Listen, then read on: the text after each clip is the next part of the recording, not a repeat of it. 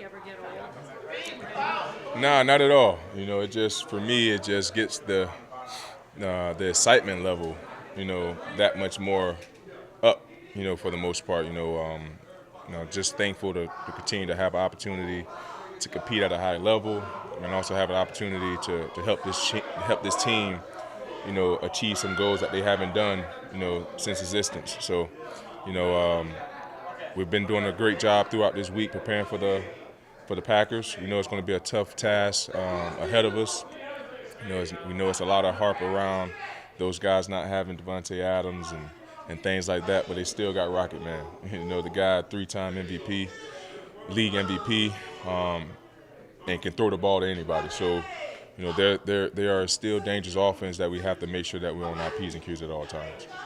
How does that change things when they don't have Adams? They're going to have maybe a few more unknowns with just skill sets and tendencies and stuff. I think probably around the first quarter and a half is going to be like a boxing match, a filling out process, because we don't know where guys are going to be in certain formations. For over the last since 2013 until last year, we kind of knew where Devontae was going to be, kind of what routes that we're going to get. Now they don't have him or the other receiver that went to Kansas City. Yeah, so that was 43% of their offense last year.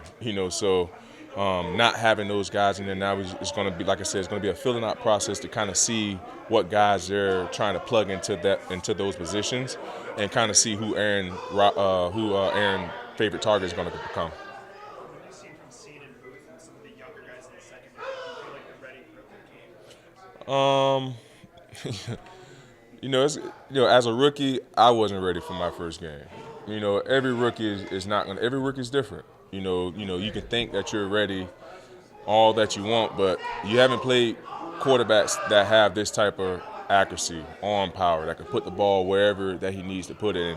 We saw a couple throws that I could see the young guys like, whoa, wow, you know what I mean? So, I think it takes time. It takes time to be ready for this league. You never want to pretty much rush someone into something that they're not ready for and just demoralize their confidence. And that's the worst thing you can do, especially on this stage when so much is riding on you to succeed at a certain point of time in your career.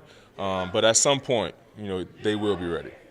Donatell was talking about Aaron with the look, and that you can't give him too much because Oh, he's yeah. going to pick up on it like in a half a second. Oh, yeah. Is that something you have to tell to the rookies as well, or you're in your P's and Q's yourself? Oh, yeah. I mean, all of us, all 11 guys have to be on the same page. We understand that, Aaron has had, 16,000 plus snaps in this league. So it's not much that he haven't seen, So we have to make sure that we're making it difficult for him, post snap, making him figure out what we're in after the snap. We can't have him knowing what we're in before he gets the ball in his hands. So that's going to be a challenge for us to disguise as much as we can, but also we don't want to get caught because we know he's a master of hard counts. We know he's a master of the play clock. These are games that Aaron likes to play to try to get us to show our hand.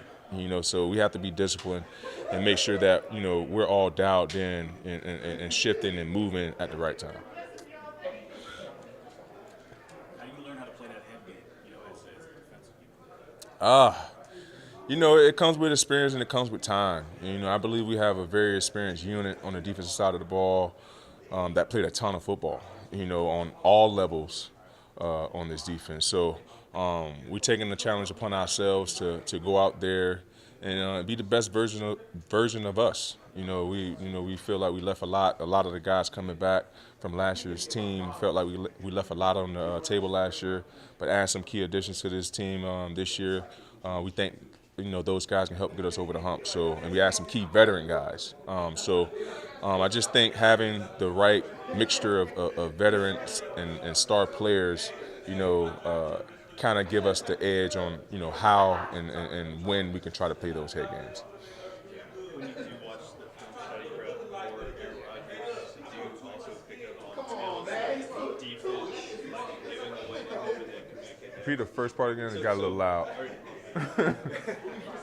So when you're watching film Uh-huh. on Aaron Rodgers, Yep. are you looking at how he finds the tells to give things away?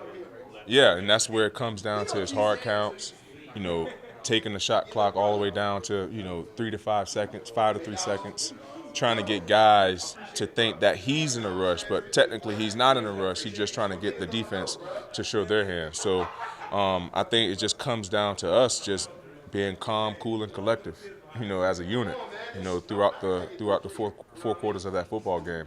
And the biggest thing for us is not allowing big plays. Not allowing big plays, being very sound in situational football, getting off the field in third down, and not giving up points in the red zone. I know that sound like a menu full, but I think we can get those things. If we can get those things done, they'll put us in a good position of winning the ball game.